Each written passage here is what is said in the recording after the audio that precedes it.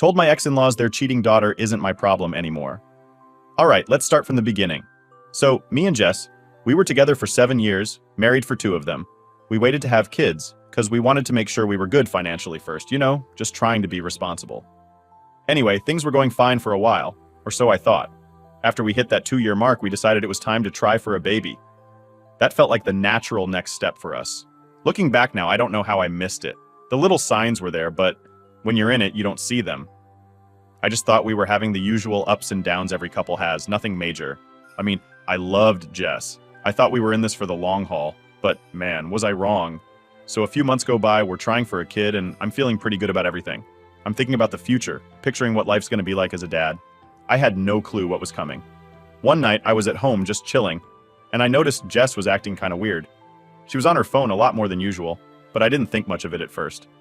I figured maybe she was just chatting with her friends or something. But then she started staying out late, saying she had work stuff, or that she was meeting up with friends. Now, at this point, part of me was like, hey, maybe something's up, but the other part of me didn't want to believe it. I trusted her, You don't marry someone unless you trust them, right? So I brushed it off. But things kept getting stranger.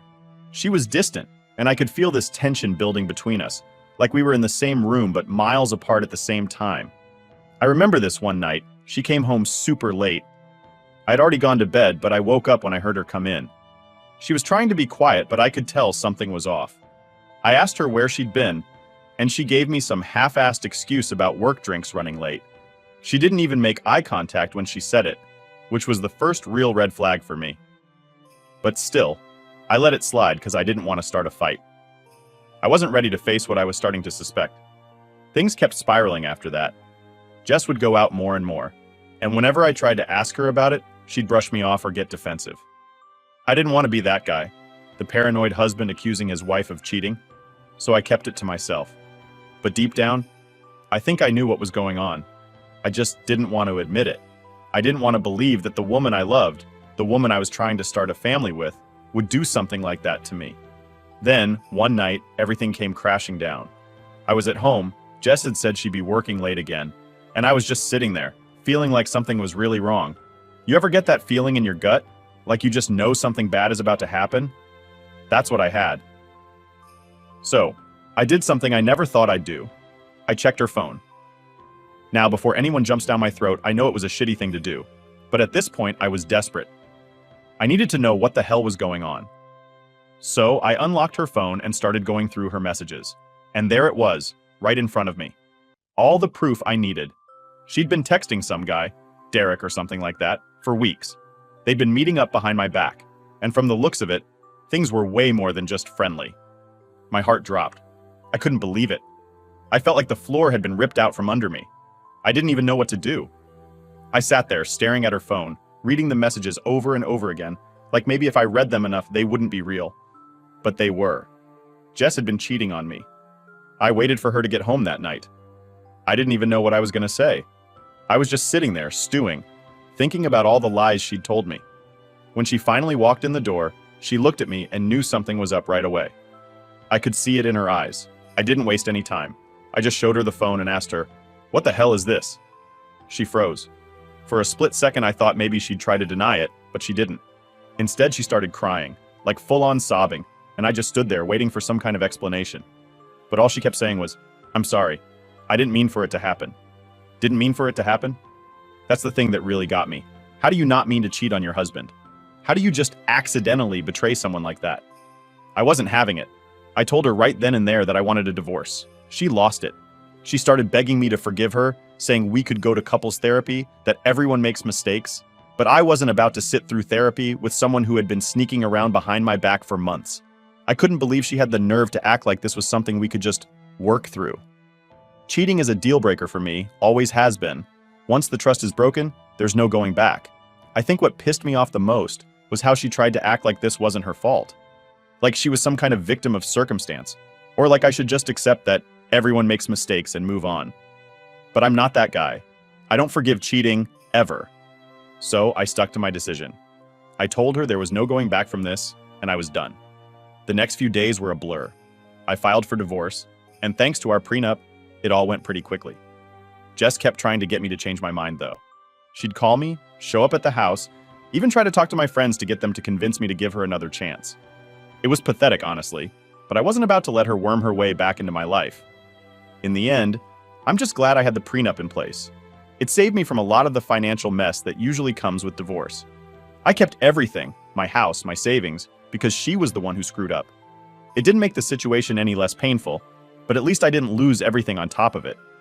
And that's how it all started, the end of my marriage and the beginning of the mess that followed. I didn't realize then just how much damage it would do to me emotionally, but trust me, that part's coming. 3 years later, and I'm still dealing with the fallout, but we'll get to that. All right, so fast forward to after the divorce. Like I said, I cut all contact with Jess. I wasn't interested in any kind of closure conversation or whatever. I just wanted to move on. So I changed my number, moved to a new place, and basically went full ghost mode. If I could have erased her from my memory, I would have. I wasn't even trying to hate her at this point. I just wanted to forget she ever existed. Those first few months after the divorce were rough. I mean, I wasn't out here crying myself to sleep or anything, but there was this emptiness. It's hard to explain. It's like when you've been with someone for so long, they become part of your routine, part of your life. And then suddenly they're just gone. Not that I miss Jess specifically, but I miss the idea of what I thought we had. That was the hard part to let go of, the life I thought we were building together. I remember one night I was sitting at home drinking a soda and just thinking about how everything went to shit so fast. I mean, 1 minute we're planning for kids, the next minute I'm signing divorce papers. It's crazy how quickly your whole life can flip upside down, but I guess that's life for you, huh? During that time, I started going to therapy. I wasn't super keen on it at first. I had never been the therapy type, but after everything that happened, I figured I could use some help sorting through the mess in my head. And honestly, it ended up being one of the best decisions I made. My therapist helped me realize that a lot of the stuff I was feeling wasn't just about Jess cheating. It was about a bunch of other things I hadn't dealt with, like growing up, I never really learned how to express my emotions. My family wasn't big on talking about feelings. You just sucked it up and dealt with it, you know? So when Jess cheated on me, I didn't know how to handle the betrayal. It was like all these emotions I had bottled up my whole life exploded at once, and I didn't know what to do with them. Therapy helped me unpack all that. Anyway, enough about that. Here's where things get interesting. 3 years pass. I'm doing better. Still not 100% over everything, but better. I'm focusing on work, going out with friends more, even started dating again, though nothing serious. I'd occasionally think about Jess, but not in a I miss her kind of way, more like a I hope she's miserable kind of way. Yeah, I know, that's petty, but whatever, it's how I felt. Then one day I'm at the grocery store just minding my own business, when I see them, Jess's parents. Now I hadn't seen or heard from them since the divorce, so this was completely unexpected. My first instinct was to just walk the other way and avoid the whole situation, but of course they saw me before I could make my escape. Jess's mom, let's call her Susan, came up to me all teary-eyed and emotional. I could already tell this was going to be some kind of guilt trip. Her dad, Tom, was with her, looking all solemn. I could feel the tension in the air before they even opened their mouths. And I was right. Susan immediately starts telling me about Jess. Apparently, Jess had been in a car accident. A bad one. She was in the hospital, in serious condition. I remember standing there, just kind of blank. Like, I didn't know what to say. What was I supposed to feel? I wasn't exactly happy to hear she was hurt, but I also wasn't about to start feeling sorry for her. Susan kept going, saying how Jess had been through so much, how she was struggling, and then, get this, she asked me to visit her in the hospital. It would mean so much to her, Susan said. Despite everything, you were such an important part of her life. I almost laughed. I couldn't believe she actually thought I'd go visit Jess after everything that happened. Like, was she serious? I looked at her and all I could say was, Jess isn't my problem anymore. I thought that was a pretty reasonable response given the circumstances. But of course that didn't go over well. Susan's eyes got all wide and she started talking about forgiveness, about how I should let go of the past and show some compassion. Compassion? For the woman who cheated on me? Yeah, no thanks. Tom, who had been silent up until this point, finally chimed in. He was calmer than Susan, but still gave me this look, like he couldn't believe I wasn't rushing to Jess's side. He said something about how everyone makes mistakes, and that it would be good for both me and Jess to make peace. Now, this is where I might have gone a little overboard. I was already pissed off that they were trying to guilt trip me into caring about Jess, but when Tom started in with that everyone makes mistakes bullshit, I lost it. I told them that Jess could rot in that hospital bed for all I cared. I know, harsh, but it's how I felt in the moment.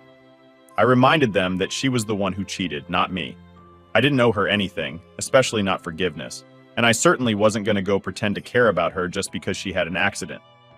Then I threw in the fact that they always defended her, even when they knew she was in the wrong.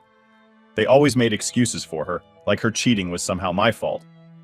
By this point, Susan was crying, and Tom just shook his head at me like I was the bad guy in all of this. They tried to say some more stuff, but I wasn't interested. I just walked away, leaving them standing there in the middle of the grocery store. Later that night, I got a call from my dad. Turns out, Jess's parents had reached out to my family to complain about how cold I had been to them. My dad was on their side, saying I should have just visited Jess to be the bigger person. My sister agreed, but my mom, thank God, was the only one who actually backed me up. She said I didn't owe Jess anything, and she was right. Still, it turned into this big family argument. Some of my friends even got involved, giving me their 2 cents. Some thought I was being too harsh. Others thought I was completely justified. And honestly, I didn't care what anyone thought. I wasn't going to feel bad for not rushing to Jess's side like some knight in shining armor. She made her bed, and now she had to lie in it. So yeah, that's where I'm at. Jess is in the hospital, her parents are mad at me, and my own family is split down the middle over whether or not I should have visited her. But you know what? I'm not losing sleep over it. She's not my problem anymore. Update 1. So after that whole mess with Jess's parents, I thought things would calm down. Like, I wasn't expecting any more drama. But clearly I was wrong. Because a few days later, I got a text from my sister Emma. It was one of those messages that you just know is going to lead to more crap. She said we needed to talk about what happened with Jess, and that she wanted to come over. Now, I wasn't really in the mood to deal with more lectures about how I should have handled things differently, but Emma's my sister and we're pretty close, so I agreed. I figured she just wanted to give her opinion and get it off her chest. No big deal, right? Well, wrong again. Emma shows up at my place, and before I can even offer her a drink, she's already diving into the whole Jess situation. She starts off by saying she understands why I'm angry, but then she goes into this whole thing about how I should have visited Jess in the hospital just to get closure. Closure? I had my closure 3 years ago when we signed the damn divorce papers. I told Emma straight up that I wasn't going to pretend to care about someone who betrayed me like that. I mean, why would I? Jess was in my past and that's where I wanted her to stay. But Emma kept pushing, saying stuff like, what if it was your last chance to say something to her? Or what if something worse happened to her? I could feel myself getting more and more frustrated. It's like everyone just forgot what Jess did to me. She wasn't some innocent victim who needed my sympathy. She was the one who wrecked our marriage. So I asked Emma flat out, if someone did to you what Jess did to me, would you be running to their bedside?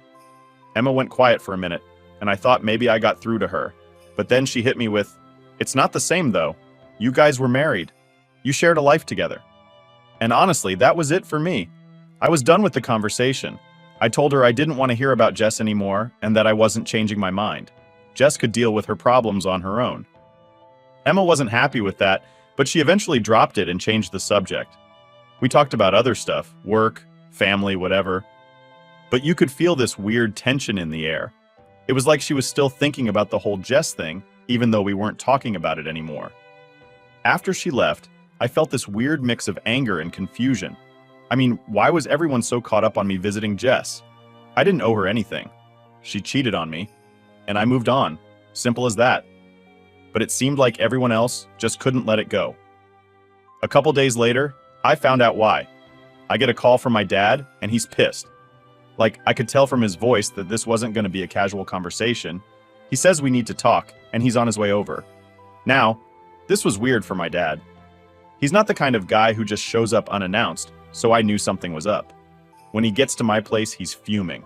He doesn't even sit down before he starts laying into me about how I disrespected Jess's parents and how I should have at least shown some decency by visiting her in the hospital.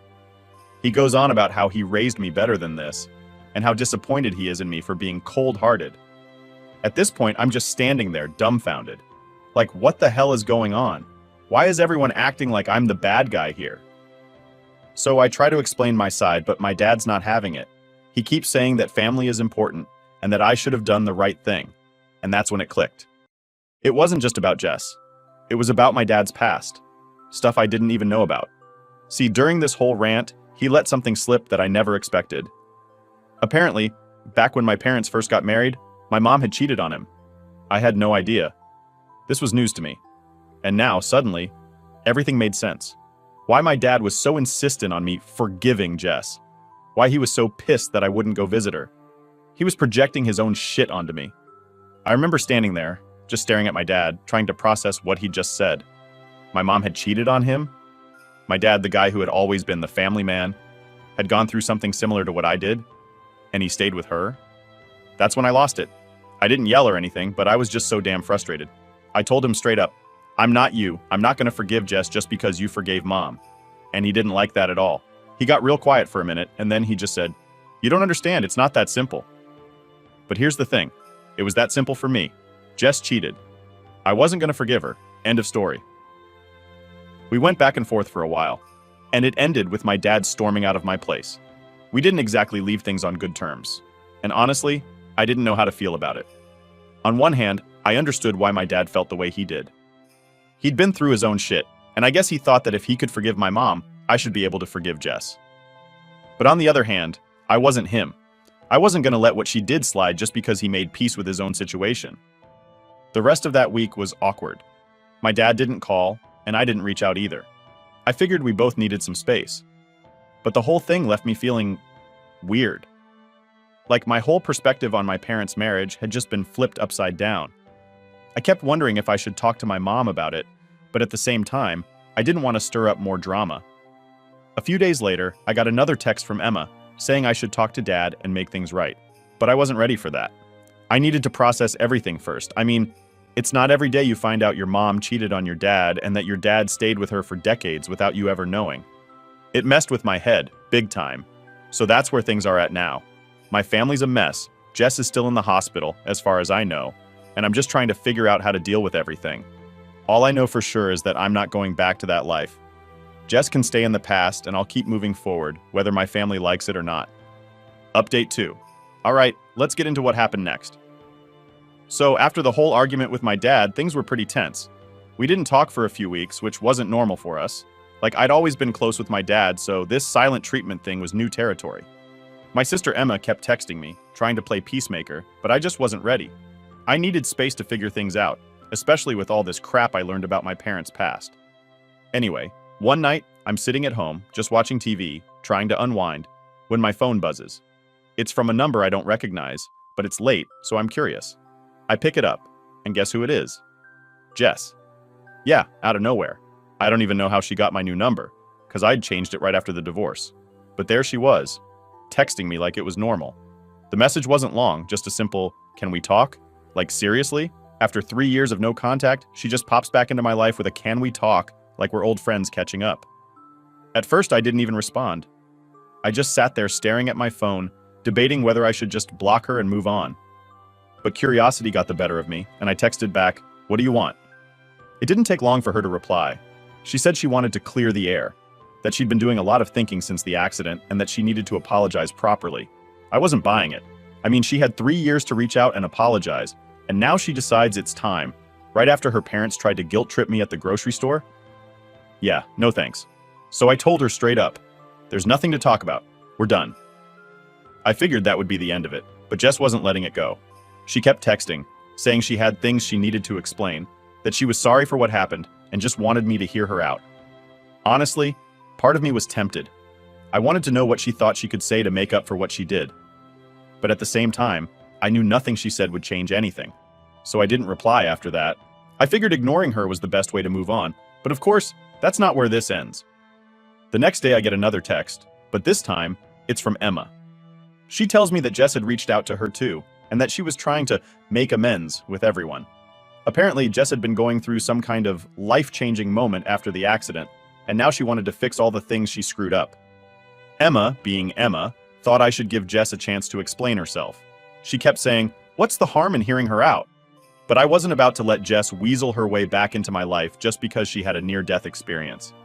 I told Emma to stay out of it, that it was between me and Jess, and that I wasn't interested in rehashing the past.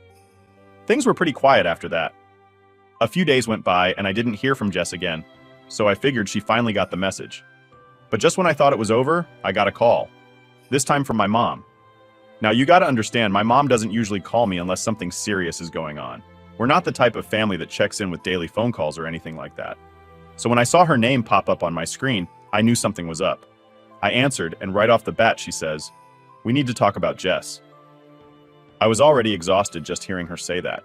It felt like no matter how hard I tried to leave this chapter of my life behind, everyone was determined to drag me back into it. Turns out, Jess had reached out to my mom. Yeah, she went there. I guess she figured if she couldn't get through to me directly, she'd try going through my family. And in classic Jess fashion, she managed to manipulate my mom into thinking she was some sort of victim in all this. My mom started talking about how Jess had been through a lot since the accident, and how she'd changed. How she was genuinely sorry and just wanted to talk to me. I couldn't believe it. I told my mom flat out that I didn't care how much Jess had changed. It didn't change what she did to me. But my mom wouldn't drop it.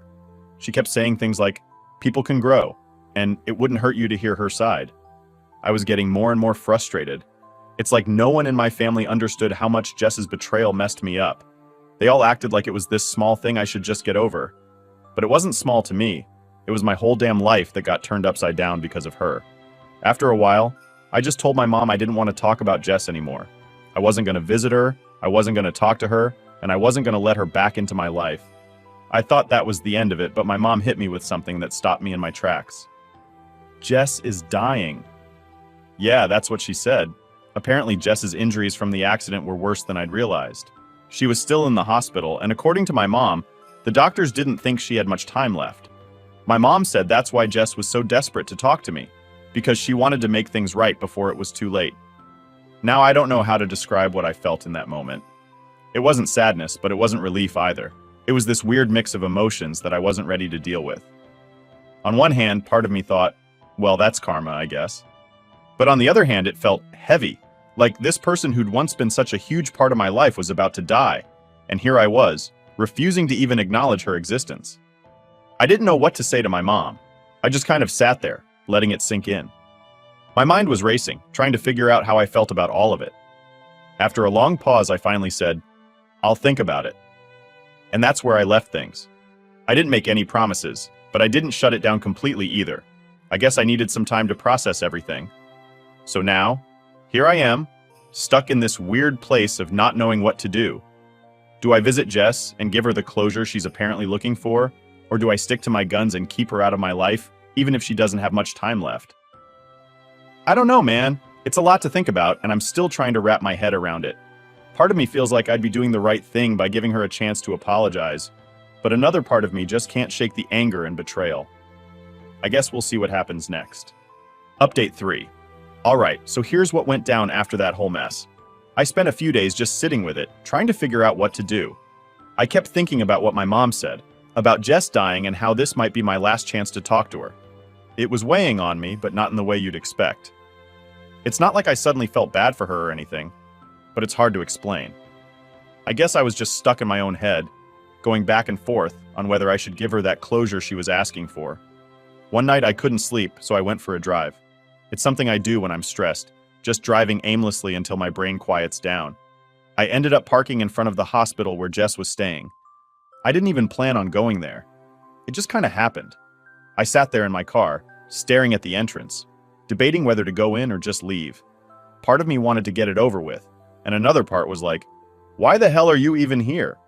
I sat there for probably an hour, maybe more, just thinking about all the crap she put me through. Every lie, every time she went behind my back, all the begging during the divorce, trying to get me to forgive her. And now she wanted me to show up at her bedside like none of that happened? It didn't feel right. But still, there I was, in the parking lot of the hospital at 2 in the morning, thinking about walking in there and talking to her. Eventually, I said, screw it. I got out of the car and went inside. I wasn't even sure if they'd let me in, considering the time, but the nurse at the front desk was cool about it. She pointed me in the direction of Jess's room, and before I knew it, I was standing outside her door. I didn't go in right away. I stood there, staring at the door, my hand on the handle, trying to convince myself to walk through it. Part of me still wanted to turn around and leave, but I'd come this far, and I figured I might as well see it through. When I finally opened the door, Jess was lying in bed, hooked up to all these machines. She looked different. Not just because of the accident or the fact that she was sick, but something else. She looked tired, worn out, like the years had taken more from her than I'd realized. It was strange seeing her like that after all this time. She didn't notice me at first. She was staring out the window, lost in her own thoughts. When she finally saw me, her eyes widened, like she couldn't believe I actually showed up. For a few seconds, we just stared at each other in silence. I didn't know what to say, and I think she was too shocked to speak. Eventually, she broke the silence. "I didn't think you'd come," she said, her voice soft, like she was struggling to get the words out. I shrugged, trying to play it cool. "Yeah, well, here I am." There was another long pause, and then Jess started to cry. Not the dramatic, attention-seeking kind of crying she used to do back when we were together, but something different. It was quieter, more real. It caught me off guard because, honestly, I didn't expect her to have any real emotions left for me. "I'm sorry," she said, her voice shaking. "I know I don't deserve to ask for your forgiveness, but I needed you to know that." I just stood there, not really knowing how to respond. I mean, what do you even say to that? I wasn't about to tell her everything was okay because it wasn't. But at the same time, I wasn't there to tear her apart either. "I don't know what you want me to say," I finally replied. "You broke my trust. You broke us. That's not something you can just apologize for and expect it to go away." Jess nodded, still crying. "I know," she whispered. "I know I hurt you. I was selfish and stupid, and I don't expect you to forgive me. But I'm sorry for everything. For ruining what we had, for not being the person you deserved." Hearing her say that was weird. Part of me felt like I should be angry, but I wasn't. I wasn't angry anymore. Maybe I'd been angry for so long that I just ran out of it, you know? I was still hurt, still carrying that weight around, but the rage I used to feel wasn't there anymore. I looked at her, really looked at her, and realized how much time had passed, how much we'd both changed. And in that moment, I realized something. Closure wasn't about her. It was about me. I'd been holding on to this anger for years, thinking it was protecting me, but really it was just keeping me stuck in the past. And maybe seeing Jess like this, so vulnerable and broken, made me realize that. "I don't hate you anymore," I said, surprising even myself with how calm I sounded. "But I'm never going to forget what you did." Jess nodded again, tears still streaming down her face. "I wouldn't expect you to." We sat there in silence for a while after that. I didn't really know what else to say, and I think Jess was too drained to keep talking. There was this strange sense of finality in the air, like we both knew this was the last time we'd ever see each other. After a while, I stood up to leave. Jess looked up at me, her eyes still red and puffy from crying, and said, "Thank you for coming. It means more to me than you know."